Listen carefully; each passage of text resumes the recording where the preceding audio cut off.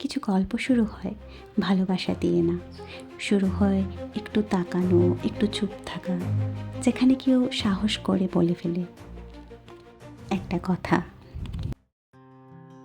পরের দিন কাল রাত্রি দিদিকে অন্য বাড়িতে শিফট করা হলো। আমরাও গেলাম দিদির সাথে সাথে। রাতটা তখন সাধারণই ছিল। ঠিক তখনই দেখি স্বর্ণদীপ আমাদের সাথে সাথে ওই বাড়িতে দেখা করতে এসেছে।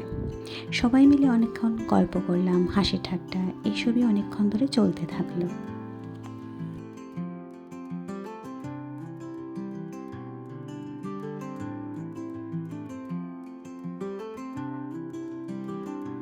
পরের দিন বৌভাত। দিনটা খুব ভালো কাটলো। সন্ধ্যার আলো নামতে স্বর্ণদীপ আমাকে একটু আলাদা করে ডাকলো। খুব ধীরে বলল, একটা কথা বলবো? বলতে গেলে সাহস লাগে। আমি বললাম, কি কথা? সে হেসে বলল, মারবে না তো?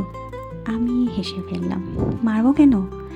তারপর একটু থেমে বলল, তোমার মোবাইল নাম্বারটা দেবে? আমি বললাম, আমরা তো রিলেটিভ, নম্বর দিতেই পারি।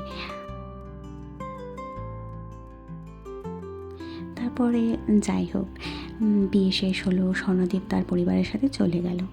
আমি নিজের জীবনে ব্যস্ত, ওর ট্রেনিং চলছিল, সময় কম পেত। তবু মাঝে মাঝে ফোন আসতো, আর ওই অল্প কথাগুলোতেই কেমন যেন একটা আলাদা অনুভূতি জন্মাতে শুরু করলো।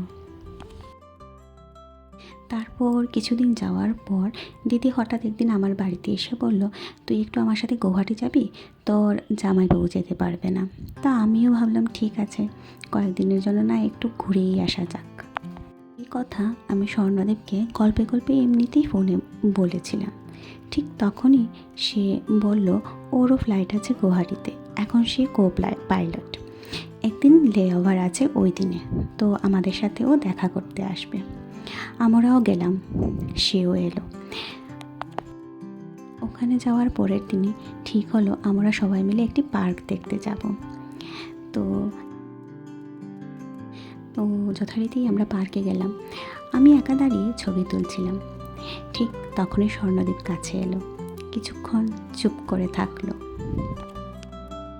তারপর আমার চোখের দিকে তাকিয়ে খুব ধীরে বলল, অনেক দিন ধরে একটা কথা নিজের ভেতরে আটকে রেখেছি, আজ না বললে হয়তো আর কোনোদিন বলতে পারবো না।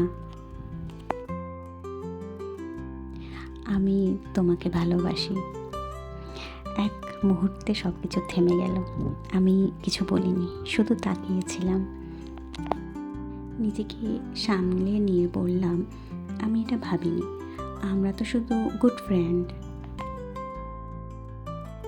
সে হেসে বলল, ঠিক আছে, ভালোবাসা মানে তো জোর করা নয়।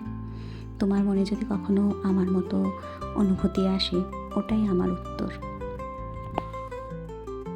সেদিন আমরা গুড ফ্রেন্ড হিসেবেই আলাদা হয়েছিলাম, কিন্তু আমি জানতাম না এই কথাটার পর থেকে আবার এই গল্প নতুন করে শুরু হতে পারে।